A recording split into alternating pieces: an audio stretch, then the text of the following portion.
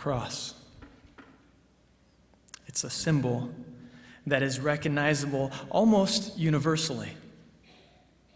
It has come to represent Christ and the Christian faith, and we see it everywhere.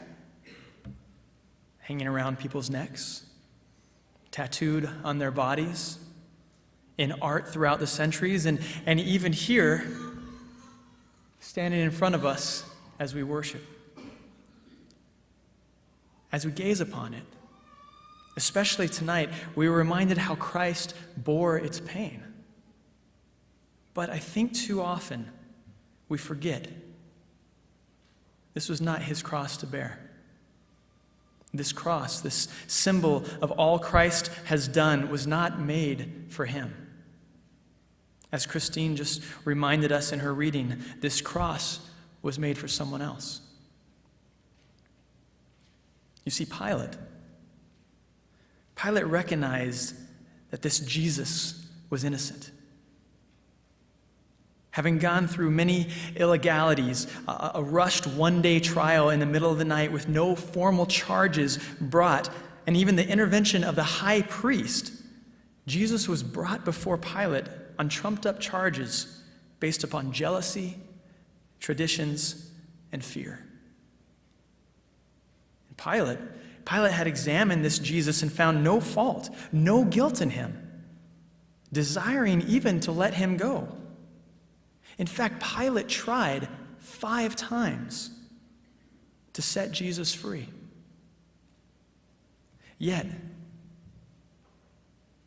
this innocent man ends up hanging on a cross. Now, you don't make crosses for innocent people.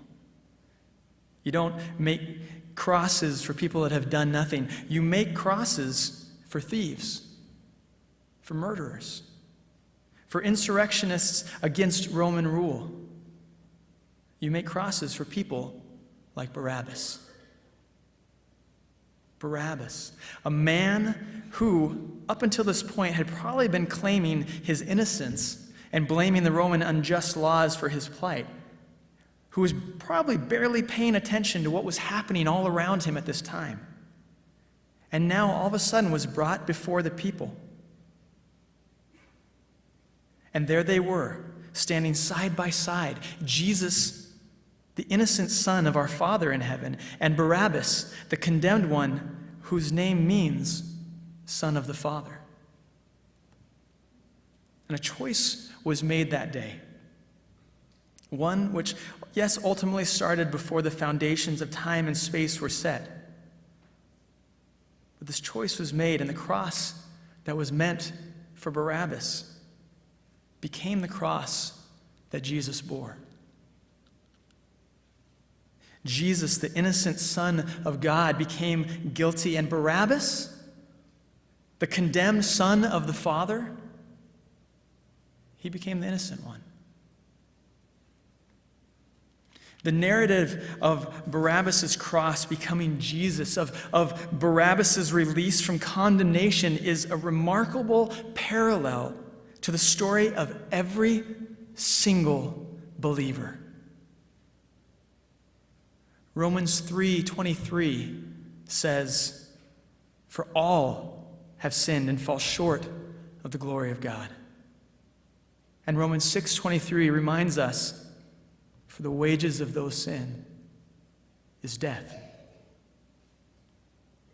You and I stood guilty before a holy God and deserving of death. But then, due to no influence of our own, not because we are Americans or we are in a family that grew up Presbyterian or we are Republicans or we are wealthy or we are poor or fill in the blank. Due to no influence of our own, Jesus was chosen to die in our stead.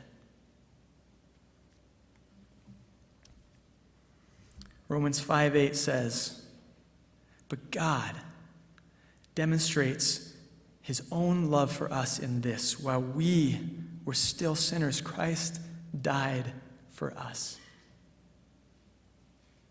He, the innocent one, bore the punishment we rightly deserved. And we, like Barabbas, were allowed to go free. As Romans 8:1 tells us, with no condemnation.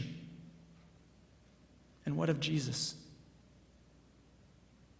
1 Peter 3:18 states that he suffered once for sins, the righteous for the unrighteous, that he might bring us to God.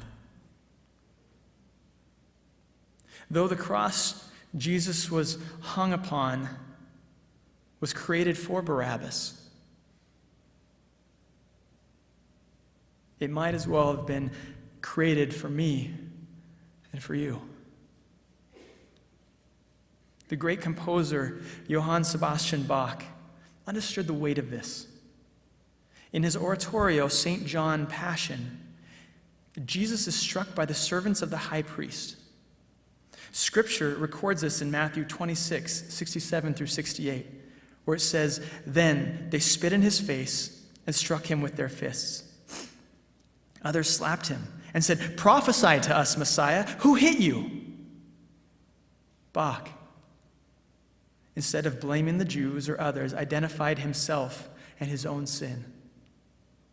'Who is it that has hit you?' the choir asks. 'I and my sins,' is the response. Who struck Jesus? Who spit upon him?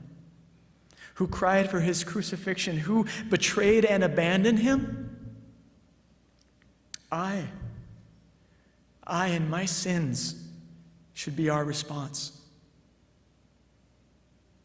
Whose cross did Jesus bear on that Good Friday 2,000 years ago? Mine. Mine and my sins.